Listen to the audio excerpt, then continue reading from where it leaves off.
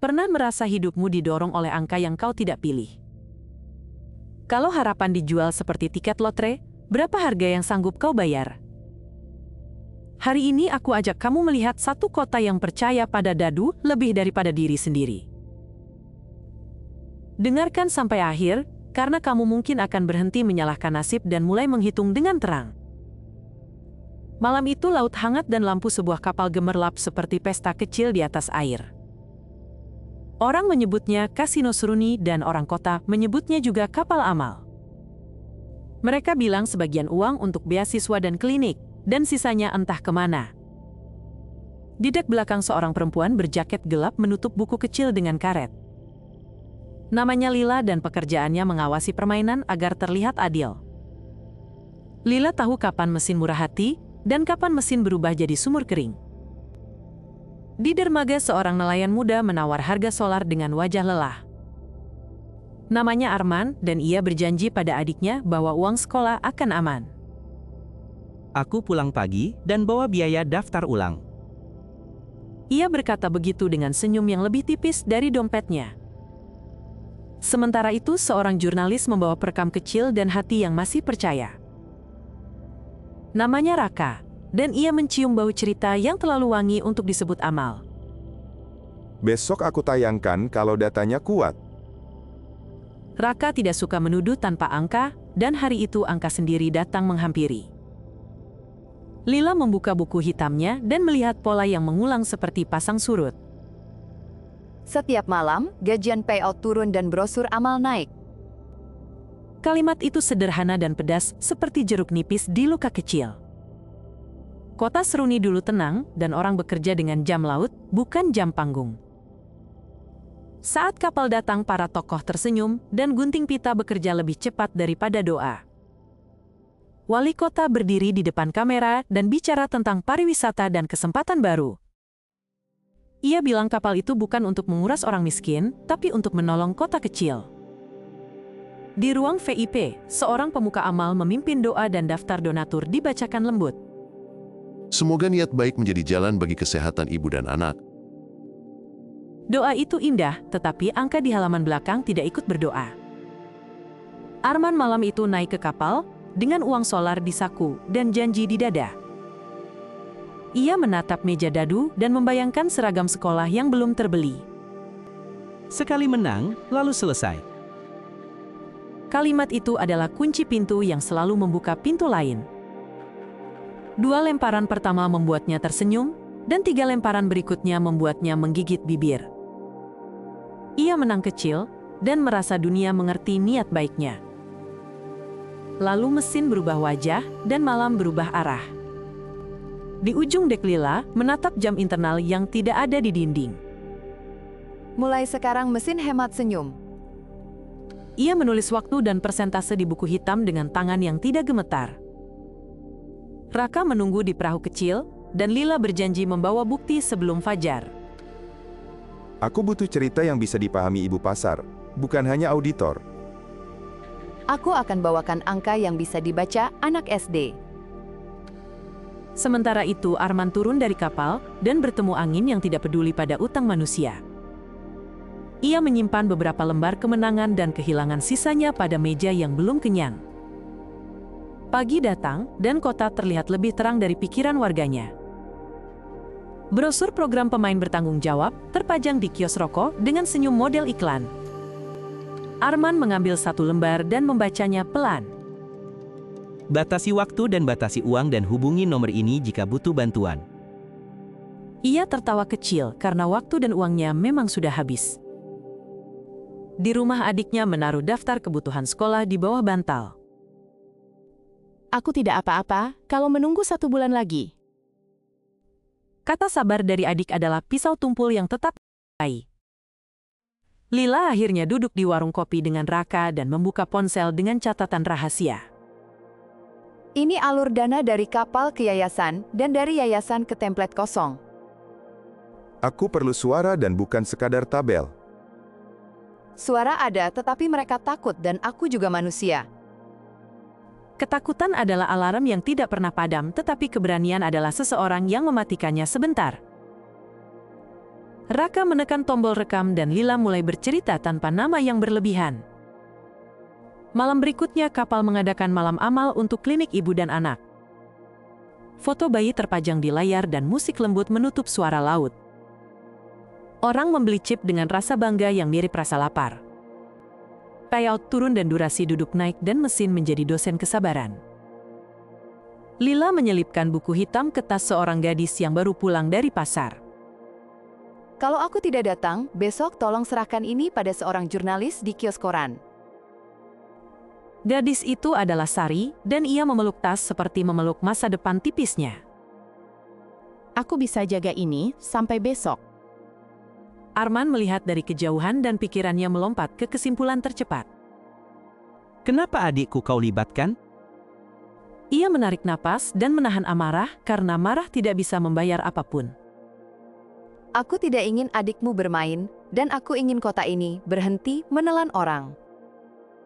Kalimat itu mereda seperti ombak kecil di kaki dermaga. Tetapi sirene polisi pelabuhan muncul, dan mereka mencari pengacau yang tidak menetap. Raka ditelepon dan suaranya terdengar datar seperti lembaran berita. Artikel pertama tayang dan komentar meledak, dan sebagian menyebut kita musuh kemajuan. Bot anonim datang seperti nyamuk yang selalu menemukan telinga. Malam berikutnya Rahman, pemuka amal, mengundang donatur ke ruang VIP. Kebaikan tidak perlu teriak, karena kebaikan akan terlihat sendiri. Di layar belakang staf mengganti angka donasi dengan tempo yang menenangkan mata. Raka mendekati Rahman dan menyodorkan pertanyaan pendek.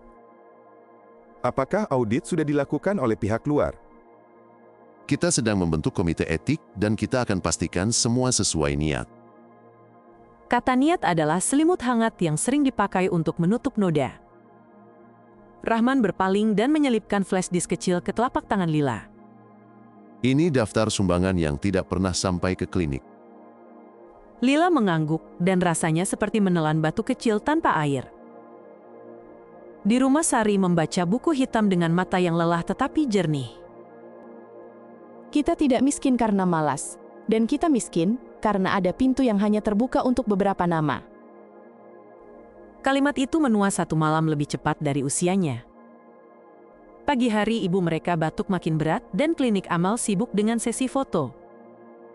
Sari diminta berdiri di depan poster dan namanya salah eja di kertas brosur. Aku tidak mau jadi poster untuk sesuatu yang tidak jujur. Raka memotret papan tulis pasar dan meminta anak sekolah menghitung peluang dengan kacang. Kita taruh 100 kacang untuk 100 harapan, dan kita lihat berapa yang benar-benar kembali. Orang pasar mengangguk karena mereka mengerti kacang lebih cepat daripada grafik. Sementara itu, Arman menang besar sekali lagi dan kalah lebih besar dalam 30 menit berikutnya. Aku hampir keluar, dan aku kembali lagi, dan sekarang aku ingin memutar waktu. Tidak ada tombol mundur pada kapal yang hanya tahu maju.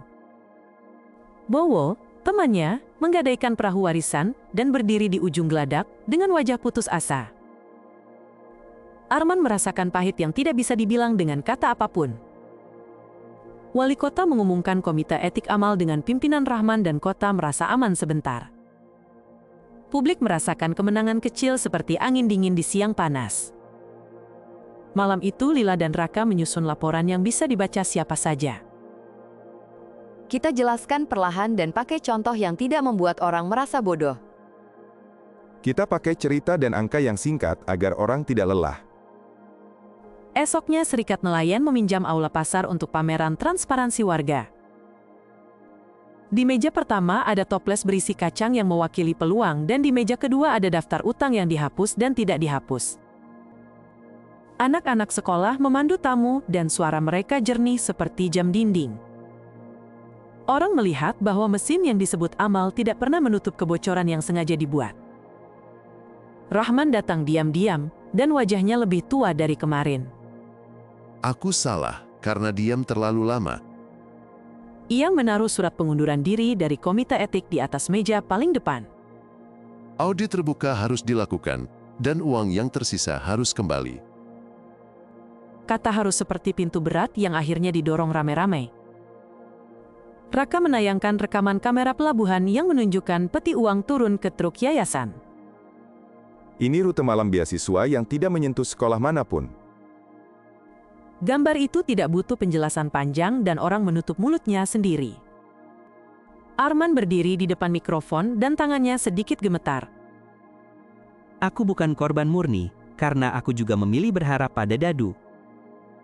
Aku capek menyerahkan hidupku pada mesin yang tidak kenal namaku. Suara Arman memantul ke atap aula dan jatuh ke hati orang yang pernah kalah. Seorang ibu pasar menepuk pundak Sari dan menawarkan tempat duduk. Dukungan kecil adalah hal pertama yang membuat ruangan terasa baru. Pihak kapal menutup operasi sementara dan berkata mereka akan ikut aturan. Kota tidak langsung sembuh karena kecanduan tidak takut pada jam kerja. Serikat nelayan membuka pertemuan pemulihan mingguan dengan kopi pahit dan daftar sederhana. Mereka memasang papan skor hari tanpa judi dan merayakan angka kecil seperti ulang tahun. Raka menulis artikel tentang kota yang belajar menghitung ulang harga diri. Pertumbuhan yang kita butuhkan adalah keberanian untuk berkata cukup. Lila pergi sebelum fajar dan menulis satu kalimat untuk Sari di selembar kertas. Jika lampu gemerlap datang lagi, tanyakan siapa yang membayar listriknya. Sari tersenyum kecil dan menyimpan kertas itu di buku pelajaran. Aku akan belajar merawat orang dengan cara yang tidak butuh panggung. Arman kembali ke laut dengan perahu yang penuh bekas tambalan. Aku ingin bekerja pelan dan jujur, dan aku ingin pulang dengan kepala ringan. Ombak cukup tenang untuk satu pagi yang bersih. Kota Seruni tidak jadi surga dalam semalam, tetapi ada jalan baru di tengah pasar. Anak-anak menghitung dengan kacang dan bukan dengan mimpi instan. Orang dewasa belajar bilang tidak pada undangan yang terlalu manis. Rahman mengajar kelas kecil tentang akuntabilitas, dan ia mulai dari kata maaf. Kebaikan tanpa catatan hanya tinggal cerita dan bukan layanan. Pelajaran itu mungkin sederhana, tetapi terasa seperti pintu yang akhirnya punya kunci. Sekarang mari kita kembali pada pertanyaan pertama tentang angka dan hidupmu. Kamu tidak bisa mengusir angka dari hidup, tetapi kamu bisa memilih cara menghitungnya. Jangan biarkan orang lain melempar dadu atas namamu saat kamu sendiri masih bisa memegang kalkulator kecilmu. Kalau harapan dijual dengan lampu mewah, maka tanyakan siapa pemilik saklar di ruang belakang. Jika sebuah program memakai kata amal, maka carilah catatan yang bisa dibaca awam. Bila semua catatan beres, maka silahkan tersenyum, dan bila tidak, maka mundurlah selangkah. Pelajaran hari ini singkat, yaitu jangan menukar masa depan panjang dengan kepuasan yang berumur satu malam. Pilih teman yang berani menutup musik ketika lagu merugikanmu. Pilih pemimpin yang berani ditanya di depan pasar tanpa marah. Pilih dirimu sendiri sebelum memilih meja permainan. Terima kasih sudah mendengarkan cerita ini sampai akhir. Kalau kamu suka ceritanya, tekan tombol like agar cerita semacam ini bisa terus jalan. Tolong juga tekan subscribe dan nyalakan lonceng agar kamu tidak ketinggalan episode baru. Tulis komentarmu, karena komentar akan membantu kami melihat dari mata kamu. Jika kamu mau mendukung channel ini, kamu bisa donasi lewat QR Code di kanan bawah atau lewat tautan di deskripsi. Di deskripsi juga ada tautan ke karya lain dari seri yang sangat berbeda dan mungkin cocok untukmu. Sampai jumpa di video berikutnya, dan jangan berhenti belajar membaca motif di balik kata-kata manis.